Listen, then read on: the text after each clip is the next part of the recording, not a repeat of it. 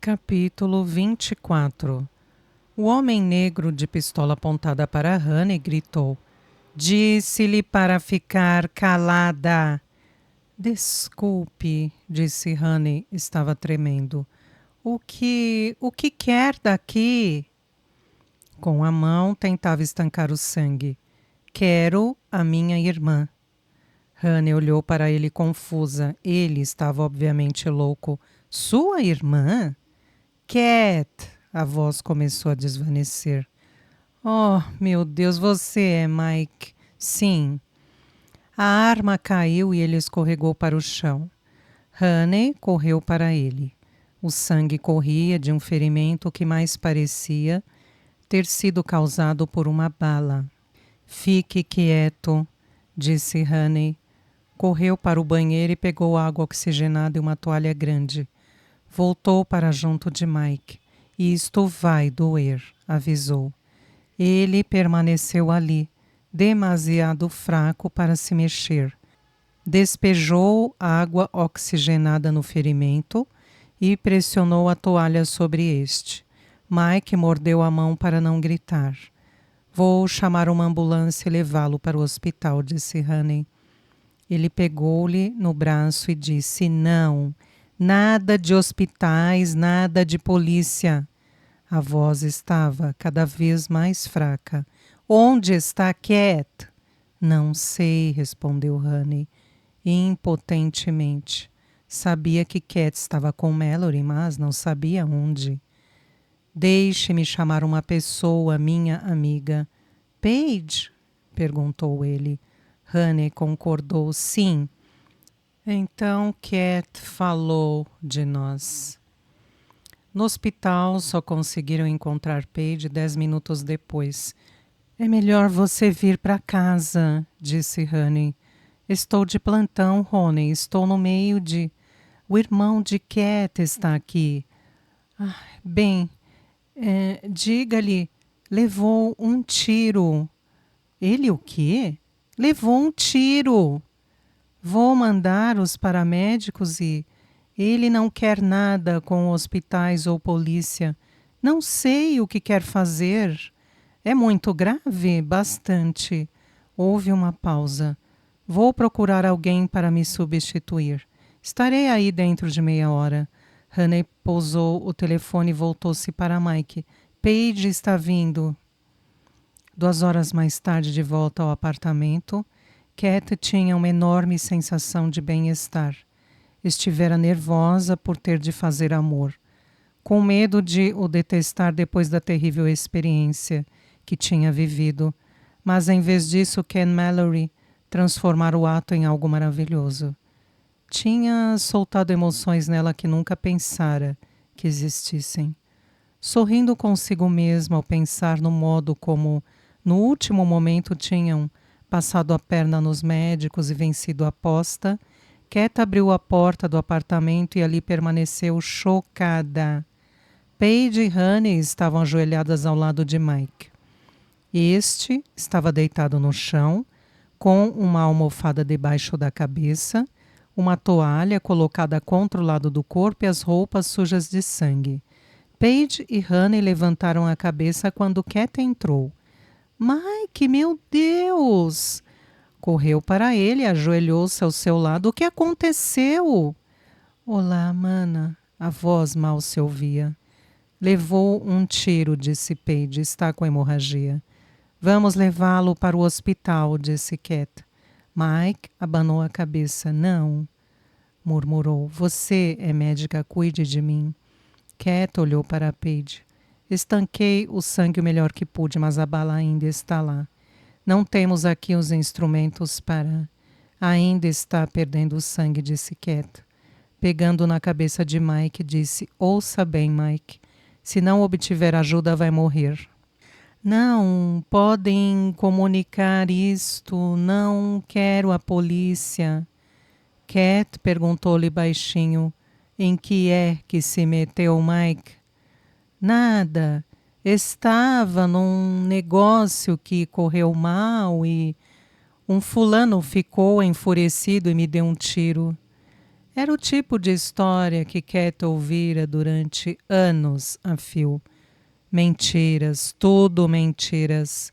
Já na época sabia disso e agora também, mas tinha procurado esconder a verdade de si própria. Mike pegou-lhe em um braço. Ajude-me, mana. Sim, vou te ajudar, Mike. Cat ajoelhou-se e deu-lhe um beijo na face. Em seguida dirigiu-se ao telefone, levantou o fone e discou o número de urgência do hospital. Sou a doutora Hunter, disse com a voz tremendo. Preciso imediatamente de uma ambulância. No hospital, Cat pediu a Paige para fazer a operação e remover a bala. Ele perdeu muito sangue, disse Paige. Voltou-se para o cirurgião assistente. Dê-lhe mais uma unidade.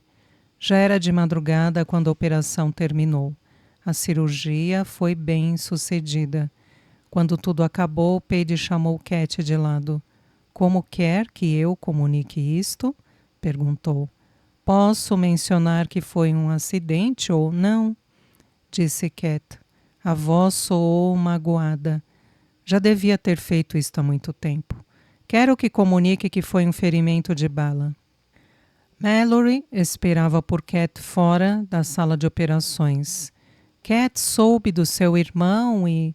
Cat abanou a cabeça fatigada. Lamento. Ele vai ficar bem? Cat olhou para Mallory e respondeu. Sim, pela primeira vez na vida, Mike vai ficar bem. Mallory apertou a mão de Cat. Quero que saiba que a noite passada foi maravilhosa. Você foi um milagre. Oh, lembrei-me agora. Os médicos com quem fiz a aposta estão à espera na sala de reuniões.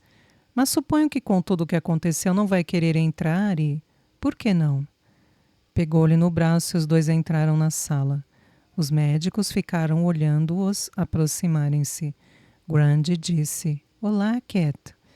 Precisamos ouvi-la dizer algo. O Dr. Mallory afirma que você e ele passaram a noite juntos e que tinha sido ótima. Foi mais do que ótima, disse Cat. Foi fantástica. Beijou o rosto de Mallory. Vejo você mais tarde, amor. Os homens ficaram sentados boquiabertos enquanto Cat se afastava. No vestiário, Cat disse a Paige e a Honey, com toda esta excitação, não tive a oportunidade de dar-lhes a notícia. Que notícia? Perguntou Paige. Ken pediu-me em casamento. Houve olhares incrédulos nos seus rostos. Está brincando? Disse Paige. Não. Declarou-se na noite passada. Eu aceitei. Mas você não pode se casar com ele? Exclamou Honey. Sabe como ele é? Quero dizer, tentou levá-la para a cama devido a uma aposta. E conseguiu, disse Cat sorrindo. Paige olhou para ela. Estou confusa. Estávamos erradas quanto a ele, afirmou Cat. Completamente erradas. Foi o próprio Ken que me contou tudo sobre a aposta. Todo este tempo isso tem estado a perturbar-lhe a consciência. Percebem o que aconteceu? Saí com ele para o castigar. E ele saiu comigo para ganhar dinheiro e acabamos os dois apaixonados um pelo outro. Nem calculam como me sinto feliz. Honey e Paige entreolharam-se. Quando se casam? Perguntou Honey. Ainda não falamos disso, mas tenho certeza que será em breve. Quero que vocês duas sejam as minhas damas de honra. Pode contar com isso, respondeu Paige. Lá estaremos. Mas havia uma certa dúvida na sua mente. Bocejou e disse, foi uma longa noite, vou para casa dormir. Eu fico aqui com Mike, disse Cat. Quando acordar, a polícia quer falar com ele. Pegou nas mãos das amigas. Obrigada por serem tão amigas. A caminho de casa, Paige pensou no que acontecera nesta noite. Sabia o quanto Cat adorava o irmão. Foi preciso muita coragem para o entregar à polícia. Devia ter feito isto há muito tempo. O telefone tocava quando Paige entrou no apartamento. Correu para atender, era Jason. Olá, telefonei apenas para te dizer que estou cheio de saudades. O que aconteceu na sua vida? Paige sentiu-se tentada a contar-lhe, a partilhar com alguém, mas era muito pessoal. Era algo que dizia respeito a Cat. Nada, respondeu Paige, está tudo bem. Ainda bem, você está livre para jantar? Paige sabia que era mais do que um convite para jantar. Se tornar a ver-lhe, vou me envolver, pensou. Sabia que era uma das decisões mais importantes da sua vida. Respirou fundo. Jason. A campainha da porta começou a tocar. Espera um minuto, está bem, Jason? Paige pousou o telefone, dirigiu-se à porta e a abriu. Era Alfred Turner. Paige ficou gelada. Capítulo 25. Alfred sorriu. Posso entrar? Ela ficou atrapalhada. Claro, respondeu ela tentando esconder o espanto. Desculpe. Ficou vendo Alfred entrar na sala e sentiu-se cheia de emoções conflituosas. Estava feliz e excitada e ao mesmo tempo furiosa. Por que é que estou assim? Pensou. Provavelmente só passou aqui para me cumprimentar. Alfred voltou-se para ela e declarou: Deixei a Karen. As palavras foram um choque. Alfred aproximou-se mais. Cometi um grande erro, Paige. Nunca devia ter te deixado, nunca. Alfred. Paige lembrou-se subitamente. Desculpa. Correu para o telefone e o pegou. Jason? Sim, Paige. Sobre logo à noite podemos... Não posso sair com você. Se hoje é um mau dia, que tal amanhã à noite? Não tenho certeza. Jason sentiu tensão na voz dela e perguntou: Aconteceu alguma coisa? Não, está tudo bem. Amanhã eu te ligo e explico tudo. Está bem. Parecia confuso. Paige colocou o fone no lugar. Tenho sentido muitas saudades suas, Paige, disse Alfred. Acontece o mesmo com você? Não, apenas sigo estranhos na rua e chamo-os de Alfred. Sim, admitiu Paige. Ainda bem, pertencemos um ao outro, você sabe, desde sempre. Será? Foi por isso que você casou com Karen? Julga que pode entrar e sair da minha vida sempre que lhe apeteça? Alfred encontrava-se junto de Paige. Não é assim? Paige olhou para ele e respondeu: Não sei. Tudo aconteceu muito depressa. Alfred pegou-lhe na mão. Claro que sabe. O que se passou com Karen? Alfred encolheu os ombros. Karen foi um erro. Continuei a pensar em você e em todos os bons momentos que passamos juntos. Fomos sempre bons um para o outro. Estava olhando para ele e disse sobre aviso: Alfred, estou aqui para ficar, Paige. Quando digo aqui, não quer dizer exatamente isso. Vamos para Nova York. Nova York? Sim, já lhe conto tudo. Sairia-me bem uma xícara de café. Claro, vou fazer. Leva apenas uns minutos. Alfred seguiu-a até a cozinha, onde Paige começou a preparar o café. Ela procurava ordenar as ideias. Tinha querido tão desesperadamente que Alfred voltasse, e agora que ele estava ali... Alfred dizia: Aprendi muito nos últimos anos, Paige. Eu cresci. Oh, sim. Sabe que tenho trabalhado para a OMS durante todos estes anos, eu sei. Esses países não mudaram nada desde que eram crianças. Na realidade, alguns até pioraram. Existem mais doenças, mais pobreza. Mas você estava lá ajudando, disse Paige. Sim. E de um momento para o outro despertei. Despertou? Percebi que estava desperdiçando a minha vida. Estava lá, vivendo na miséria e trabalhando 24 horas por dia para ajudar aqueles selvagens ignorantes, quando podia estar aqui, fazendo um monte de dinheiro. Paige escutava incrédula. Conheci um médico que tem um consultório na Park Avenue, em Nova York. Sabe quanto ele ganha por ano? Mais de 500 mil dólares. Ouviu bem? 500 mil dólares por ano. Paige olhava para ele. Disse para comigo mesmo: onde esteve esse dinheiro durante toda a minha vida? Ofereceu-me um lugar como associado, disse Alfred com orgulho, e eu a aceitei. É por isso que você e eu vamos para Nova York. Paige não conseguia acreditar no que acabara de ouvir. Conseguirei pagar um apartamento de cobertura para nós e poderei te comprar vestidos bonitos e tudo o que sempre te prometi. Sorria. Bem, está surpresa? A boca de Paige estava seca. Eu nem sei o que dizer, Alfred. É claro que não, riu. 500 mil dólares por ano é suficiente para deixar qualquer um sem palavras. Não estava pensando no dinheiro, afirmou Paige lentamente. Não? Estudou-o como se o tivesse visto pela primeira vez. Alfred, quando trabalhava para a OMS, não sentia que estava ajudando os outros? Ele encolheu os ombros. Nada pode ajudar aquela gente.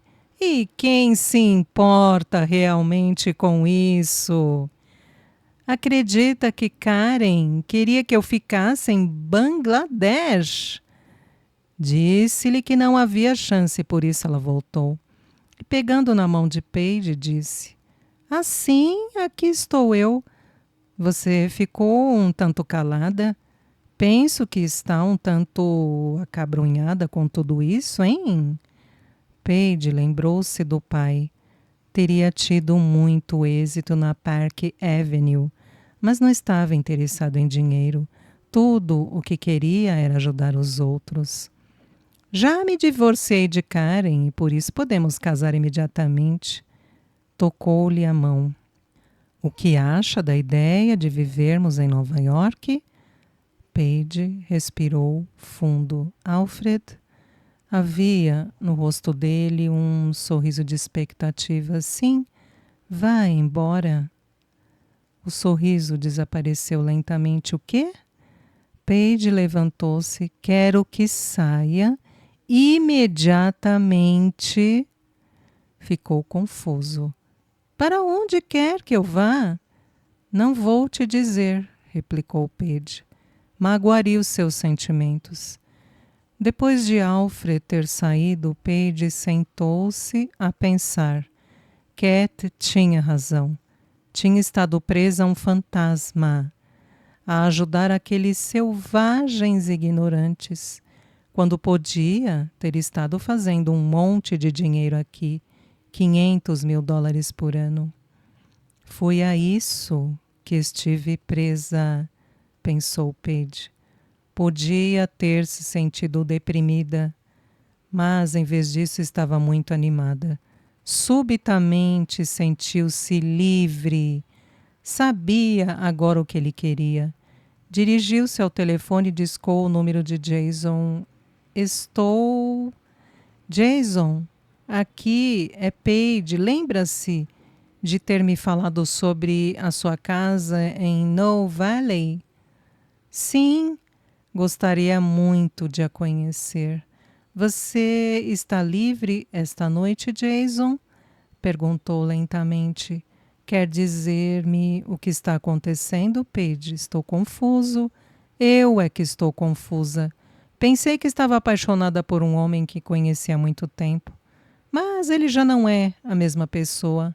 Agora sei o que quero. Sim? Quero ver sua casa. No Valley pertencia a outro século. era um oásis colorido no coração de uma das mais cosmopolitas cidades do mundo. A casa de Jason era um reflexo dele. Confortável, arrumada e encantadora. Conduziu Paige pela casa. Aqui é a sala de estar, a cozinha, o banheiro das visitas, a biblioteca. Olhou para ela e disse: "O quarto fica lá em cima. Quer vê-lo?" Paige respondeu baixinho: "Quero muito." Subiram até o quarto. O coração de Paige batia desordenadamente. Mas o que estava acontecendo parecia inevitável. Devia ter sabido desde o início, pensou. Paige nunca soube quem tinha dado o primeiro passo, mas subitamente encontravam-se nos braços um do outro e os lábios de Jason estavam sobre os seus, parecendo ser a coisa mais natural do mundo. Começaram a despir-se e ambos pareciam estar cheios de pressa.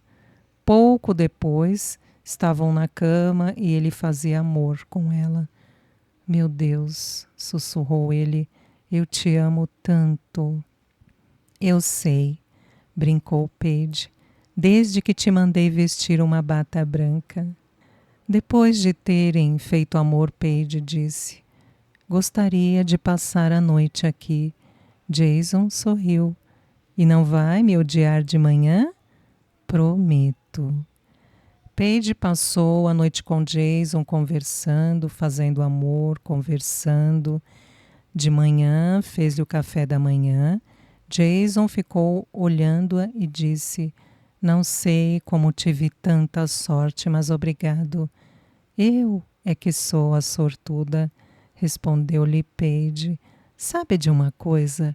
Ainda não recebi a resposta ao meu pedido. Terá uma resposta esta tarde."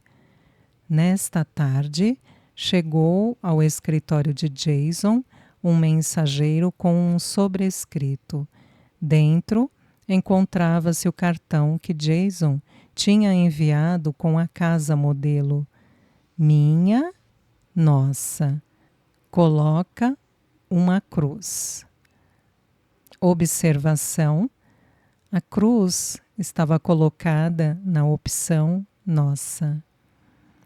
Capítulo 26. Lud Neto ia ter alta do hospital. Cat foi ao quarto dele para se despedir. Rino e o Sombra estavam lá. Quando entrou, Dineto voltou-se para eles e ordenou: "Desapareçam." Cat ficou a vê-los deixarem o quarto. Dineto olhou para ela e disse: "Fico em dívida para com você." "Não me deve nada." "É esse o valor que dá à minha vida?" "Soube que vais casar." "Exato." "Com um médico?" "Sim." "Bem, diga-lhe para cuidar bem de você ou terá de se ver comigo?" "Eu direi." Houve uma pequena pausa. "Lamento o que sucedeu a Mike." "Ele vai ficar bom", disse Cat. "Tive uma longa conversa com ele. Ficará bem." "Ainda bem." Dineto estendeu-lhe um sobrescrito volumoso. "Um pequeno presente de casamento para você." Cat abanou a cabeça. "Não, obrigada, mas cuide bem de você." "Você também. Sabe de uma coisa? A senhora é uma mulher às direitas. Vou dizer-lhe algo que quero que se lembre sempre. Se alguma vez precisar de um favor, seja ele qual for, procure-me. Entendido?" "Entendido." Sabia que ele dizia a verdade e também sabia que nunca iria procurá-lo. Durante as semanas que se seguiram, Paige e Jason falavam por telefone 3 ou 4 vezes ao dia e viam-se sempre que ela não estava de plantão. O hospital estava mais movimentado do que nunca. Paige tinha estado de plantão 36 horas, cheia de urgências. Tinha acabado de adormecer no quarto dos médicos de plantão, quando foi acordada pela campainha do telefone. Encostou o fone ao ouvido. "Alô? Doutora Taylor, pode vir ao quarto 422 Stat?" Paige procurou despertar. "Quarto 422, um dos pacientes do Dr. Barker, Lance Kelly. Tinha acabado de fazer uma substituição da válvula mitral. Qualquer coisa deve ter corrido mal. Paige levantou-se e saiu para o corredor deserto. Decidiu não esperar pelo elevador e subiu as escadas correndo. Talvez seja apenas uma enfermeira nervosa. Se for grave, telefonarei ao Dr. Barker, pensou. Entrou no quarto 422 e ficou à entrada olhando. O paciente tentava respirar e gemia. A enfermeira voltou-se para Paige, obviamente aliviada. Não sabia o que fazer, doutora, Paige correu para junto da cama. O senhor vai ficar bom, disse tentando tranquilizá-lo. Tomou-lhe o pulso. A pulsação estava bastante irregular e rápida. A válvula mitral estava funcionando mal. Vamos dar-lhe um sedativo, ordenou Paige. A enfermeira estendeu uma seringa e Paige injetou-a numa veia. Paige voltou-se para a enfermeira. Peça à enfermeira-chefe para reunir uma equipe operatória STAT e mande chamar o Dr. Barker. 15 minutos mais tarde, Kelly estava na mesa de operações. A equipe era constituída por 2 enfermeiras assistentes, uma auxiliar e 2 residentes. Havia um monitor colocado ao alto do canto da sala para mostrar o ritmo cardíaco, o ECG e a pressão arterial. O anestesista entrou e Paige teve vontade de o insultar. A maioria dos anestesistas do hospital eram médicos peritos, mas Herman Koch era uma exceção. Paige já tinha trabalhado com ele antes e tentava evitá-lo o mais possível. Não confiava em Koch, agora não tinha outra opção.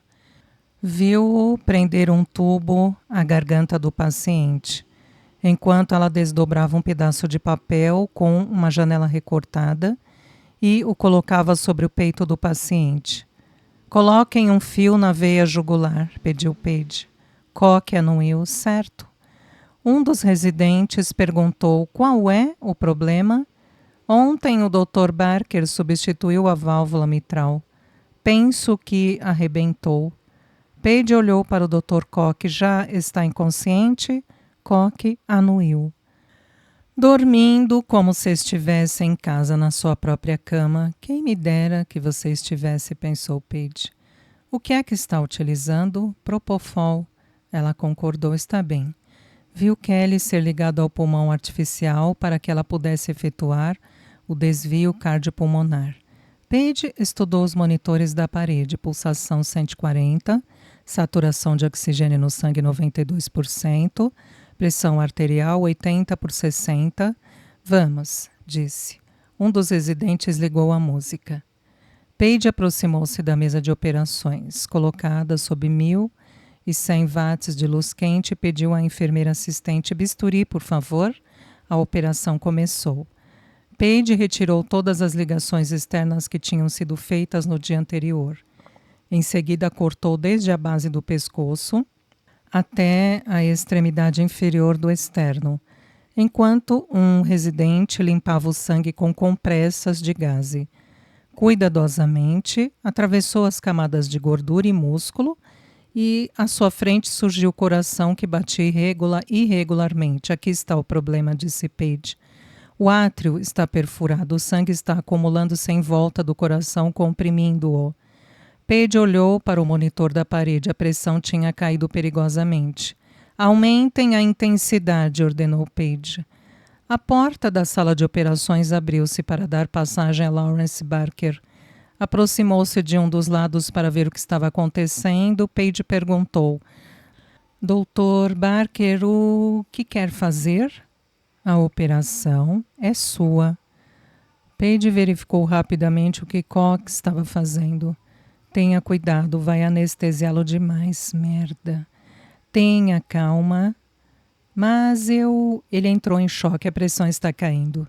O que quer que eu faça? Perguntou Koch impotente. Devia saber, pensou Paige furiosa. Dele lidocaína e epinefrina já, gritou. Certo. Paige viu Cock pegar numa seringa e injetá-la no paciente. Um residente olhou para o monitor e disse em voz alta: a pressão arterial está caindo. Paige tentava freneticamente estancar o sangue. Olhou para Cock e disse: intensidade a mais. Disse-lhe para... O ruído da batida cardíaca no monitor tornou-se subitamente caótico. Meu Deus, alguma coisa correu mal. Passem-me o desfibrilador, gritou Paige. A enfermeira auxiliar retirou o desfibrilador do carrinho de mão. Abriu 2 almofadas esterilizadas e aplicou-as no devido lugar. Rodou os botões para as carregar e 10 segundos mais tarde entregou-as a Paige. Esta pegou nas almofadas e colocou-as diretamente sobre o coração de Kelly. O corpo do paciente deu um solavanco e depois caiu. Paige tentou novamente, esperando que ele voltasse a viver, esperando que ele voltasse a respirar. Nada. O coração continuou parado, um órgão morto e inútil. Paige estava furiosa. O seu papel na operação tinha sido bem sucedido, mas Cock anestesiara demais o paciente. Enquanto Paige aplicava o desfibrilador no corpo de Lance Kelly, pela terceira e inútil vez, o Dr. Barker aproximou-se da mesa de operações e voltou-se para Paige. Você o matou.